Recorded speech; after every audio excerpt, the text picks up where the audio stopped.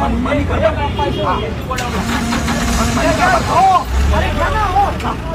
हॉटेलमध्ये जेवण उडुपीमध्ये घ्यायला गेलो होतो 5 मिनिटापूर्वी गाडी लगेच उचलली. मी द्यायला लागलो तर बी पैसे म्हणतात आता किती या. आता मी 700 रुपये फाईन भरायला तयार आहे.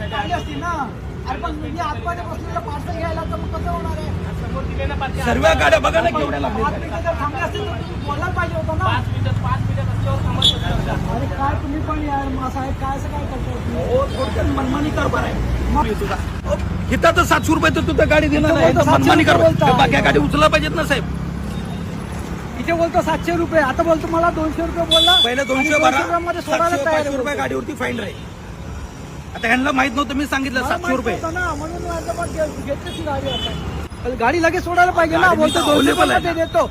आलू पळत तर अवेलेबल द्यायला पाहिजे ना. नाही, मी ऑलरेडी तिथं पहिल्या पार्किंग मध्ये लावली, सेकंड पार्किंग मध्ये नाही. तर गाडी लावल्यानंतर मला माहिती पडलं, वेटर सांगायला आला की गाडी उचलली. मग आलो पळत, तर नाही बोलला गाडीवरती उचलली. द्यायलाच पाहिजे ना. आता तो तुमची फाईन बी देतो तयारी घेऊन गेला.